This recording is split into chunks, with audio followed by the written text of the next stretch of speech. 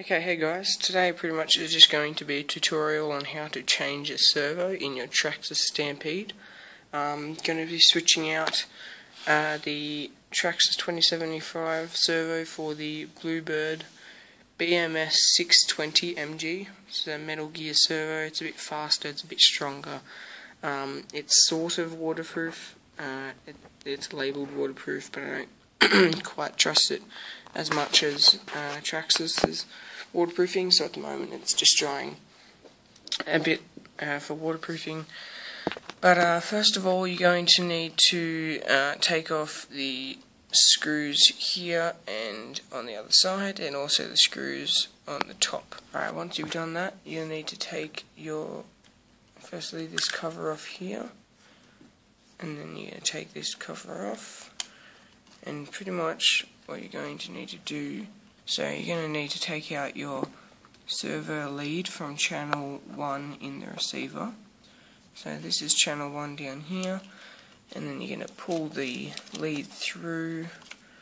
Make sure that you're pulling the lead, the right lead. You're just going to pull it through, and then you can just leave this off to the side. Alright, so once you've done that, you've got your servo lead here. Take off the bottom part first. So flip your Stampede 4x4 over, and then pretty much undo that servo horn on there. So you're going to take out the screw that is in here. Okay, so now that I've done that, taking it to the side, now I'm going to take the servo out by undoing these 4 screws. So there's a long screw here, which is a Phillips head, as it goes through the ESC mount and in the servo mount, and then you've got 3 other flathead hex screws also to take. Okay, so once you've done that, you can just sort of slide it out like this, jiggle it around a bit, but there we go. So there you go. There's your Traxxas servo uninstalled. 2075 servo. These aren't bad servos. I'm actually going to put it into a different car, upgraded from a different servo that car has. Hey guys, I'm back here with the servo, which isn't completely dried, but I figured it doesn't have to be. I've done 3 coats of putting shoe goo on here, which is a bit different to what most people do for waterproofing their servos, but shoe goo is a material that's rubberized just like Plastidip, which is what most people usually use to waterproof their servos. But pretty much, as you can see, I'm masked off everywhere where I don't want to be covered up with shoe goo. Okay, so now what you need to do is slide the servo in here so that you can get it underneath that ESC screw. It's going to prove to be a bit difficult, and then you can reinstall it with the same screws here. However, I'm going to reinstall it with some stainless steel ones that I have left over. Okay, so once you've installed the servo with those 4 screws, now what you want to do is pull it through the this little hole here. Okay, and then once you've done that, you want to plug it into channel 1 in your receiver, as the other servo was before.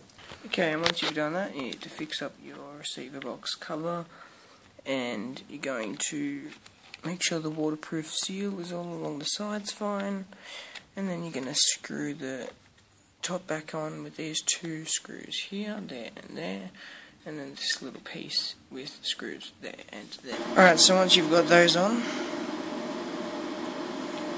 now you want to turn your actual car on, So turn the remote on, and you want to plug in everything in so that this turns on. Make sure it's working fine, and that's pretty much going to center it. Okay, so I've got it turned on now, and as you can see, it's working fine. It's a bit noisy, isn't it? Alright, so yep, so I've got it all installed in there fine. Now pretty much what we're going to do is install our servo saver on so it's right in the middle.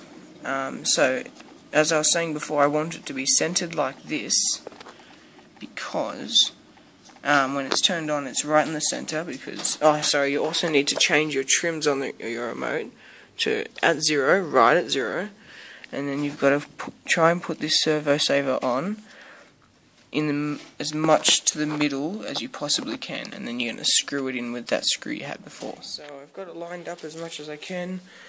Now I've installed that on there, and well, that's it.